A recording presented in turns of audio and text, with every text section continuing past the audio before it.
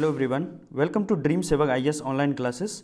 हम लोगों ने बिहार बीपीएससी की प्रीवियस ईयर क्वेश्चन का महासंग्राम स्टार्ट किया है, जिसमें से ये हमारा पार्ट 1 है। इसमें हम लोग 1 से 30 प्रश्नों को डिस्कस करेंगे, है ना। और इसके आगे जो प्रश्न होंगे उसको हम लोग नेक्स्ट वीडियो में डिस्कस करेंगे। ओके, तो चलिए आइए लेक्चर की शुरुआत करते हैं। लेक्चर की शुरुआत करने से पहले आपसे एक छोटा सा रिक्वेस्ट रहेगा कि पॉलिटी की पूरी कोर्स को लॉन्च कर दिया गया है, जिसमें से हमारा फर्स्ट चैप्टर जो है पहले ही हम लोगों ने पढ़ लिया है, और वो चैप्टर है हमारा विधायिका, कार्यपालिका, न्यायपालिका। आप यहाँ पर देख रहे होंगे, इस आई बटन पर क्लिक करके आप इस वीडियो को भी देख सकते हैं। इसके अलावा पॉलिटी का सेकंड लेक्चर भी अपलोड किया गया है, और वो लेक्चर है हमारा salient feature of Indian constitution, यानी भारतीय संविधान की प्रमुख विशेषताएं, जिसमें इस चैप्टर के अंदर में हम लोग बहुत सारे नए नए चीज़ों को पढ़ रहे हैं, जैसे फंडामेंटल राइट हो गया, फंडामेंटल ड्यूटीज़ हो गए, डीपीएसपी क्या होता है ना, सिंगल जो हमारा एक सेक्युलर सिस्टम है इंडिया वो क्या है, इमरजेंसी प्रोविजंस को पढ़ रहे हैं, पार्लियामेंट्री सोवरेनिटी और जुडिशल सुप्रीमेसी को पढ़ रहे हैं,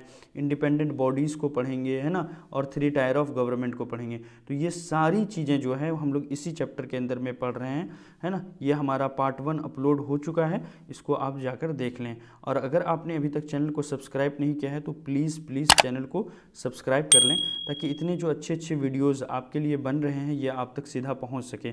और आपको अगर ये वीडियो अच्छा लगे तो प्लीज़ इसको शेयर करें। ओके, तो चलिए आइए वीडियो की शुरुआत करते हैं। हमारा फर्स्ट क्वेश्चन है, संविधान को 26 जनवरी के दिन लागू करने का निर्णय इसलिए किया गया था। बताइए क्यों किया गया था, 26 जनवरी को क्यों लागू किया गया था। तो इसका कारण क्या होगा, इसका कारण होगा ए, कांग्रेस ने इस तिथि को 1930 में स्वतंत्रता दिवस के रूप में मनाया था। देखिए आप चलिए 1929 में, और यहाँ पर लाहौर सेशन हुआ था 1929 में, इसके प्रेसिडेंट थे पंडित जवाहरलाल नेहरू। इसमें पूर्ण स्वराज की मांग की गई थी, है ना। और पूर्ण स्वराज की मांग जब की गई थी तो उसी में एक और बात कही गई थी इसी बैठक के अंदर में, जिसमें बात हुई थी कि हर साल, है ना, 26 जनवरी को, है ना, 26 जनवरी 1930 से हर साल 26 जनवरी को हम लोग स्वतंत्रता दिवस मनाएंगे। और जब देश हमारा आज़ाद हो गया 15 अगस्त 1947 को, तब उस दिन से हम लोग क्या करने लगे, इसको स्वतंत्रता दिवस के रूप में मनाने लगे। तो इस दिन को, है ना, यादगार बनाने के लिए जब हमारा संविधान 26 नवंबर को बन के तैयार हो चुका था, तो हम लोगों ने 2 महीने वेट करने के बाद 26 जनवरी 1950 को इसको क्या किया, लागू किया। ओके, चलिए आइए नेक्स्ट क्वेश्चन में। नेक्स्ट क्वेश्चन है हमारा, भारतीय संविधान में शामिल है। देखिए ये बीपीएससी के अंदर में पूछा गया सवाल है, 2011 के अंदर में पूछा है, 53rd से 55th बीपीएससी के अंदर में। इसका आंसर क्या होगा, ए 395 अनुच्छेद 22 भाग और यहाँ पर 8 अनुसूची होगा। ओके, ये ओरिजिनल जो संविधान है उसमें हमारा ओरिजिनली एडेड था, लेकिन अभी का अगर 2020 का आप मुझसे पूछोगे कि 2020 के अंदर में टोटल कितने हैं, तो टोटल अभी 2020 के अंदर में लगभग 470 से भी ज़्यादा आर्टिकल हैं, है ना। और ये 22 भाग बढ़ करके अब 25 भाग हो चुका है, और 8 अनुसूची से भी 12 अनुसूची हो गए हैं। तो टोटल 470 आर्टिकल, है ना, 25 पार्ट और 12 अनुसूचियाँ जो हैं अभी हैं। आइए नेक्स्ट क्वेश्चन में। नेक्स्ट क्वेश्चन है हमारा, मिलान करें। इसमें एक तरफ हमारा क्या है कि संघीय सूची दिया हुआ है, संघीय, राज्य और समवर्ती सूची, और दूसरी तरफ यहाँ पर लिस्ट का नंबर दिया हुआ है कि कौन सी सूची में कितने हैं। आपने अगर 7th शेड्यूल को पढ़ा होगा संविधान के अंदर में, तो 7th शेड्यूल में क्या है, डिवीजन ऑफ पावर है ना, पावर का बंटवारा है, जिसमें 3 लिस्ट का प्रोविजन दिया हुआ है ना। एक तरफ है हमारा क्या, सेंट्रल लिस्ट, दूसरा है स्टेट लिस्ट, और तीसरा है कंकरेंट लिस्ट। सेंट्रल लिस्ट के अंदर में ओरिजिनली कितने थे, 57 थे। स्टेट लिस्ट के अंदर में ओरिजिनली कितने थे, 66 थे। और समवर्ती सूची जो है उसके अंदर में कितने थे, 47 थे। ओके, तो इस तरह से था हमारा। लेकिन अभी का अगर पूछोगे तो अभी कितना है, अभी देखिए सेंट्रल लिस्ट में 100 है, स्टेट लिस्ट के अंदर में अभी का अगर हम बताएं आपको तो 61 है, और कंकरेंट लिस्ट के अंदर में टोटल 52 है। ये टोटल मिला करके 113 लिस्ट यहाँ पर होते हैं। ओके, तो इस तरह से हमारा आंसर क्या हो जाएगा, बताइए आप। इस तरह से हमारा आंसर हो जाएगा यहाँ पर बी, है ना। आंसर बी होगा, 1 का ए, 2 का सी और 3 का बी। नेक्स्ट क्वेश्चन पर आते हैं। नेक्स्ट क्वेश्चन है हमारा, निम्न शब्दों पर विचार कीजिए, है ना। यहाँ पर दिया हुआ है समाजवादी, प्रजातांत्रिक, सार्वभौमिक और धर्मनिरपेक्ष। कहता है कि शब्दों को विचारानुसार क्रम दीजिए। प्रियम्बल में ये जो वर्ड हैं वो जिस तरह से हैं उसी तरह आपको देना है। देखिए प्रियम्बल में 2 तरह के वर्ड हैं, एक जो भारत की पूरी चरित्र को बताता है। जैसे एस क्यूब, जैसे हमको याद करेंगे कैसे इसको याद करेंगे एस क्यूब DR के फॉर्म में, और दूसरा है जूली फेरा के फॉर्म में। तो पहले इसको समझ लेते हैं। देखिए एस क्यूब, यहाँ पर 3S हो गए, है ना, 3S, 3S से क्या हुआ, एक तो हो गया हमारा सोवरेन, दूसरा सोशलिस्ट, और तीसरा हो गया सेक्युलर, और D से डेमोक्रेटिक, R से रिपब्लिक। तो यहाँ पर देखिए सबसे पहले क्या होगा, सोवरेन आता है, तो ये हो गया हमारा 1 नंबर पे सोवरेन, ठीक है। दूसरा क्या है, सेक्युलर, तो ये हो गया दूसरे नंबर पर। तीसरा हो गया sovereign socialist, secular, sovereign socialist, तो ये दूसरे हो गए सोशलिस्ट, और यहाँ पर सेक्युलर हो गया हमारा तीसरे नंबर पर। उसके बाद आता है आपका sovereign socialist, secular, democratic, Republic, ये बाद में आता है, तो रिपब्लिक चौथे नंबर पर हो जाएगा। इस तरह से हमारा आंसर हो जाएगा C, A, D और B। तो देखिए C, A, D, B कहाँ है, तो ये हमारा A नंबर पर है, C, A, D, B। तो इसका आंसर क्या हो जाएगा, इसका आंसर हो जाएगा A, ठीक है। नेक्स्ट दूसरे तरह के जो वर्ड हैं वो है हमारा जूली फेरा, ऐसे याद रखेंगे, जूली फरा, है ना। तो जूली फरा से हो गया जस्टिस, JU से जस्टिस, लाइबर्टी, है ना, LI से लाइबर्टी, और यहाँ पर क्या हो जाएगा, फ्रेटर्निटी हो जाएगा, जस्टिस, लाइबर्टी और फ्रेटर्निटी। नेक्स्ट क्वेश्चन है हमारा, भारतीय संविधान की प्रस्तावना में समाजवादी शब्द को कब जोड़ा गया। तो देखिए 42वां संविधान संशोधन जब 1976 के अंदर में होता है, उसमें 3 तरह के शब्द जोड़े गए थे। इसको आप कैसे याद रखेंगे, इसको SIS से आप याद रखेंगे, है ना। पहला जो वर्ड था हमारा वो था सोशलिस्ट, फिर था इंटीग्रिटी, और तीसरा क्या था, सेकुलर। तो 3 वर्ड को जोड़ा गया था, सोशलिस्ट, है ना, समाजवादी, सोशलिस्ट, सेक्युलर, और तीसरा वर्ड क्या होगा, इंटीग्रिटी। ये 3 वर्ड को 42वां संविधान संशोधन 1976 के द्वारा जोड़ा गया था। तो इसका आंसर क्या होगा, A। नेक्स्ट क्वेश्चन पे आते हैं। नेक्स्ट क्वेश्चन है हमारा 7 नंबर, एक नया राज्य बनाने में संवैधानिक संशोधन के लिए कैसा बहुमत चाहिए। तो देखिए कोई भी नया राज्य बनाना है या 2 राज्यों की बाउंड्री में चेंजेस लाने हैं, नाम बदलना है, इसके लिए बिल्कुल साधारण हमको बहुमत चाहिए। आर्टिकल 368 के तहत, अनुच्छेद 368 के तहत संवैधानिक संशोधन का अधिकार मिला हुआ है पार्लियामेंट को। इसके अंदर 2 तरह के प्रोविजंस हैं, पहला तो स्पेशल मेजोरिटी का है, और दूसरा जो है special majority plus half of the state, जो आधे स्टेट हैं उसका जो है यहाँ पर पूरी तरह से रजामंदी होना चाहिए। जैसे आपने GST के बारे में सुना होगा, GST कानून जब बन रहा था तो उसमें आधे से ज़्यादा जो स्टेट थे उन्होंने इसको रेटिफाई किया था।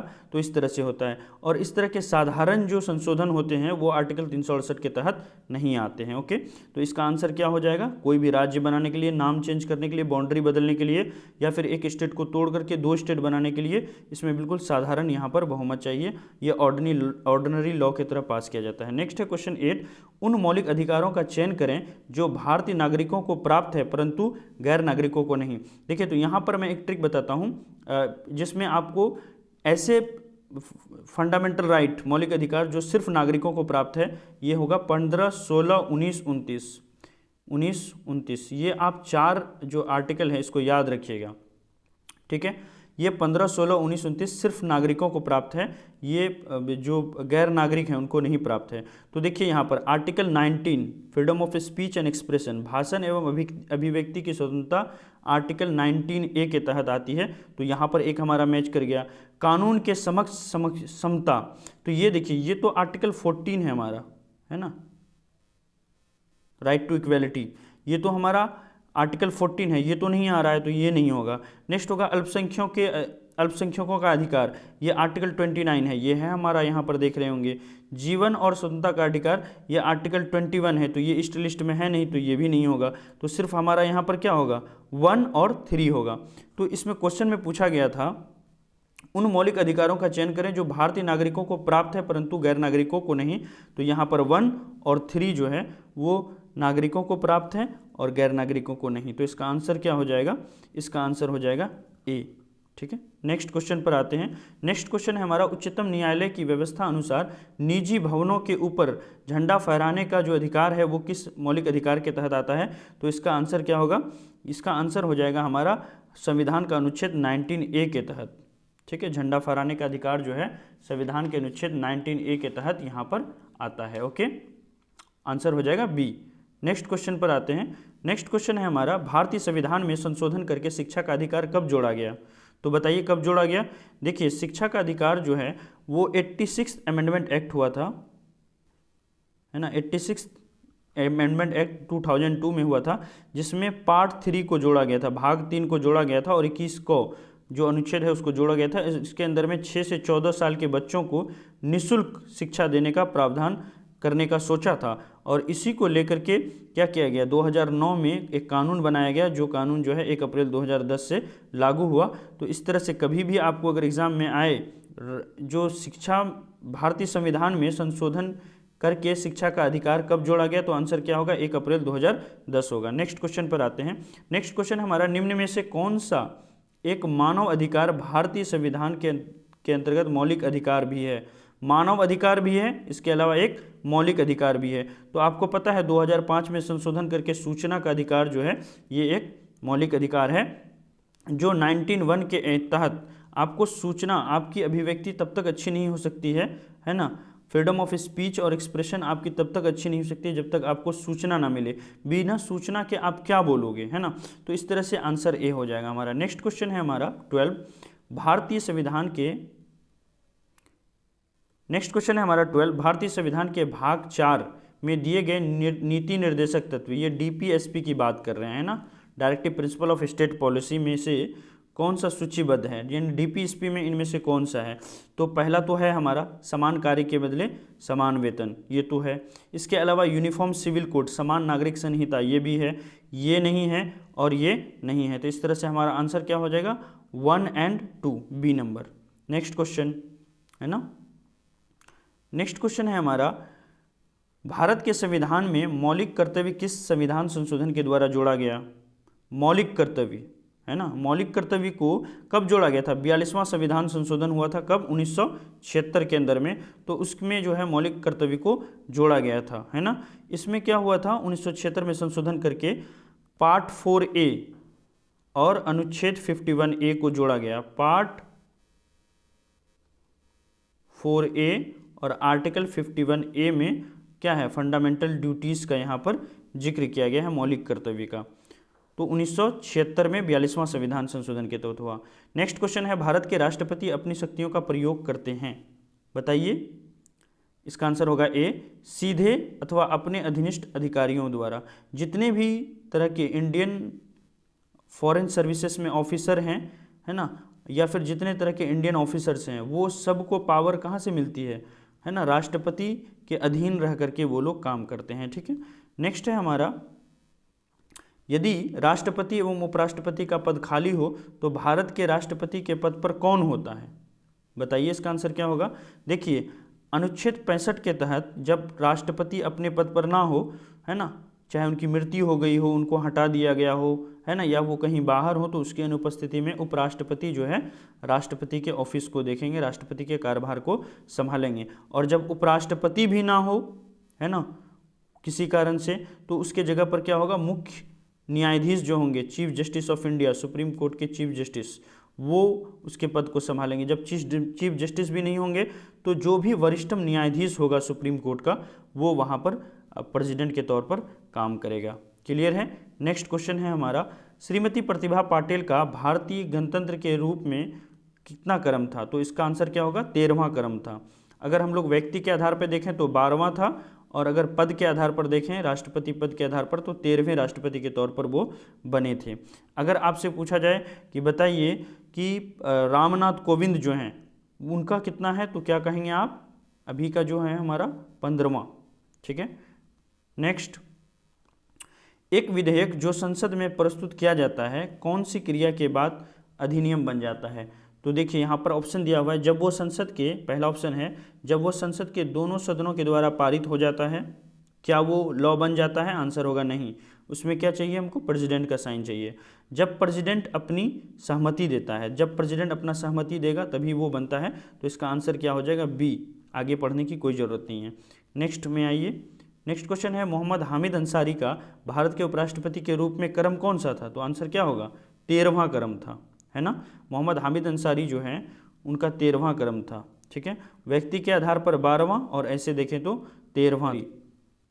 नेक्स्ट क्वेश्चन है, राष्ट्रीय सुरक्षा समिति का प्रधान कौन होता है, तो बताना है आपको नेशनल जो सिक्योरिटी काउंसिल है NSC, उसका अध्यक्ष कौन होता है? उसका अध्यक्ष प्रधानमंत्री होता है। इसके अलावा नेशनल डेवलपमेंट काउंसिल का अध्यक्ष भी कौन होता है? प्रधानमंत्री होता है। इसके अलावा नीति आयोग का अध्यक्ष भी प्रधानमंत्री होता है। नेक्स्ट क्वेश्चन है हमारा, एक गैर सदस्य के रूप में संसद के किसी एक सदन की कार्रवाई में भाग ले सकता है। तो बताइए, संसद के सदन का सदस्य नहीं रहते हुए भी कौन सदन की कार्रवाई में भाग ले सकता है? चाहे वो लोकसभा हो या फिर राज्यसभा हो, उसके अंदर में वो भाग ले सकता है। ठीक है, तो इसका आंसर क्या हो जाएगा? इसका आंसर हो जाएगा महान न्यायवादी, है ना। महान न्यायवादी को क्या कहा जाता है? अटॉर्नी जनरल कहा जाता है। अटॉर्नी जनरल जो है, जो सरकार का वकील होता है, वो किसी भी संसद के अंदर में जाकर बैठ सकता है या कोई भी कमेटी के अंदर में जाकर के वो बात कह सकता है, लेकिन वो वोट नहीं कर सकता है। ओके, नेक्स्ट क्वेश्चन पर आते हैं। नेक्स्ट क्वेश्चन है, एक MP की सीट को रिक्त घोषित किया जा सकता है यदि वो सदन में लगातार कितने अवधि तक अनुपस्थित रहेगा। अगर कोई सांसद है, वो कितने अवधि तक बिना बताए अनुपस्थित रहेगा कि उसकी अवधि को, उसके पद को जो है रिक्त किया जा सकता है, यानी उसको हटाया जा सकता है। तो इसका आंसर क्या होगा? इसका आंसर होगा B, 2 महीने तक। अगर भारतीय संविधान के अनुच्छेद 101(4) के तहत अगर और 190(4) के तहत, है ना, संसद में अगर देखें तो 104, और अगर यहाँ पर लेजिस्लेटिव असेंबली के अंदर में स्टेट में देखें तो 190(4) के तहत यदि कोई मेंबर बिना बताए 60 दिन तक बिना अनुज्ञा के अगर वो गायब रहता है तो उसकी सीट को रिक्त किया जा सकता है। नेक्स्ट है हमारे संविधान के अनुसार राज्यसभा का कार्यकाल क्या होगा? 2 वर्ष एक बार समाप्त हो जाता है, 2 वर्ष में एक बार समाप्त हो जाता है, गलत। प्रत्येक 5 वर्ष में समाप्त हो जाता है, रॉन्ग, राज्यसभा है ये। प्रत्येक 6 वर्ष में समाप्त हो जाता है, गलत, समाप्त होने का विषय ही नहीं है। तो राज्यसभा जो होता है उसका कार्यकाल कभी समाप्त ही नहीं होता है। राज्यसभा जो है उसका फिक्स होता है ना। राज्यसभा कभी भंग नहीं कह सकता है, वो फिक्स होता है। बल्कि इनके सदस्यों की जो संख्या है, जो सदस्य हैं, 83 अनुच्छेद 83(1) के अनुसार राज्यसभा का विघटन नहीं होता है, बल्कि इसके 1/3 सदस्य हर 2 साल पर क्या होते हैं? सेवानिवृत्त हो जाते हैं, है ना। और सदस्यों की संख्या अगर कहें, सदस्यों का कार्यकाल 6 वर्षों का होता है। राज्यसभा कभी भी भंग नहीं किया जा सकता है। राज्यसभा का कोई कार्यकाल नहीं होता है, उसके सदस्यों का 6 साल का कार्यकाल होता है। नेक्स्ट क्वेश्चन है, किस सभा का अध्यक्ष उसका सदस्य नहीं होता है? किस सभा का अध्यक्ष? तो अगर हम लोकसभा पर बात करें तो वहाँ पर जो स्पीकर होता है ना, वो लोकसभा का मेंबर होता है और उसको वहाँ के जितने भी सारे मेंबर होते हैं वो मिल करके उसको चुनते हैं। लेकिन राज्यसभा की बात करें तो राज्यसभा के क्या कहेंगे उसको? स्पीकर नहीं, उसको क्या कहेंगे? चेयरमैन। राज्यसभा के जो चेयरमैन होते हैं उपराष्ट्रपति होते हैं और वो राज्यसभा का सदस्य नहीं होता है। तो इसका आंसर क्या होगा? किस सभा का अध्यक्ष उसका सदस्य नहीं होता है? इसका आंसर होगा A, राज्यसभा का जो पदेन अध्यक्ष होता है, सभापति, है ना, जो उपराष्ट्रपति होता है, वो उसका अध्यक्ष नहीं होता है। नेक्स्ट है हमारा, राज्यसभा का पदेन अध्यक्ष कौन होता है? तो राज्यसभा का पदेन अध्यक्ष जो है वो उपराष्ट्रपति होता है। ठीक है, नेक्स्ट क्वेश्चन है हमारा, धन विधेयक पेश किया जाता है। देखिए, जब भी मनी बिल की अगर बात करें तो पहली बात तो मनी बिल होगा या नहीं होगा ये कौन डिसाइड करेगा? ये स्पीकर हमेशा डिसाइड करता है। ठीक है, दूसरी बात, मनी बिल को इंट्रोड्यूस करने से पहले ही प्रेसिडेंट से बात कर ली जाती है, उनको दिखाया जाता है, तो उनका प्रियर जो है परमिशन लेना जरूरी होता है प्रेसिडेंट का, है ना। तीसरी बात मनी बिल को लेकर के कि ये केवल और केवल लोकसभा में ही इंट्रोड्यूस किया जा सकता है, डाला जा सकता है, और यहाँ से अगर ये पास हुआ तो राज्यसभा में जाएगा और राज्यसभा के पास कोई ऑप्शन नहीं है, बल्कि 14 दिन के अंदर उसको क्या करना है? इस पर यस और नो कहना है। अगर 14 दिन से ज़्यादा टाइम लेती है तो इस बिल को पास समझा जाएगा, और अगर राज्यसभा इसको वापस करती है तो दोबारा से अगर इसको भेजा जाएगा तो उसकी क्या अमेंडमेंट है उसको मानना जरूरी नहीं है। दोबारा से अगर इसको भेजा जाएगा तो वो उसको पास समझा जाएगा, राज्यसभा उसको पास करे या ना करे। ठीक है, और नॉर्मली इसको प्रेसिडेंट जो है इस पर साइन कर ही देते हैं। चलिए आइए इस आंसर में देखते हैं इस क्वेश्चन में क्या आंसर होगा। धन विधेयक पेश किया जा सकता है, तो यहाँ पर क्या आंसर होगा? केवल लोकसभा के अंदर में, राज्यसभा में नहीं होता है। ठीक है, चलिए नेक्स्ट क्वेश्चन है हमारा 29। इसका आंसर क्या होगा? लेखानुदान बना है, इसका आंसर होगा C, बजट पारित लंबित होने के कारण निधि आवंटन हेतु, है ना। नेक्स्ट क्वेश्चन, नेक्स्ट है हमारा, लोक लेखा समिति अपनी रिपोर्ट प्रस्तुत करता है? किसे प्रस्तुत करता है ना? नियंत्रक एवं महालेखक को। इसका आंसर क्या होगा? इसका क्वेश्चन ये होगा, इंग्लिश होगा कैग। नेक्स्ट है लोकसभा के स्पीकर को, है ना, या फिर संसदीय मामले की मंत्री को, या भारत के राष्ट्रपति को। देखिए लोक लेखा समिति की अगर बात करें तो इसको बोलते हैं PAC, public account committee. Public account committee में टोटल 22 मेंबर होते हैं, जिसमें 15 और 7 का टर्म होता है। 15 होता है हमारा लोकसभा से, और 7 मेंबर जो होंगे ये कहाँ से होंगे? ये राज्यसभा से होंगे, है ना। लोक लेखा समिति जो है अपनी रिपोर्ट वो लोकसभा के अंदर में स्पीकर को सौंपती है। तो इसका आंसर क्या होगा? इसका आंसर होगा B, लोकसभा स्पीकर को। तो इस तरह से हम लोगों ने क्या किया, इस पार्ट का जो है टोटल 30 क्वेश्चन को डिस्कस किया, है ना। आपसे रिक्वेस्ट है कि अगर आपने अभी तक इसको सब्सक्राइब नहीं किया है तो एक बार चैनल को सब्सक्राइब कर दें। Okay, thank you so much, have a nice day. इसका पार्ट 2 जल्द ही लॉन्च किया जाएगा, और पॉलिटी की क्लास को आप बराबर देखते रहें तो पूरी पॉलिटी की प्रॉब्लम जो है आपकी यहाँ से सॉल्व हो जाएगी। Thank you so much, have a nice day.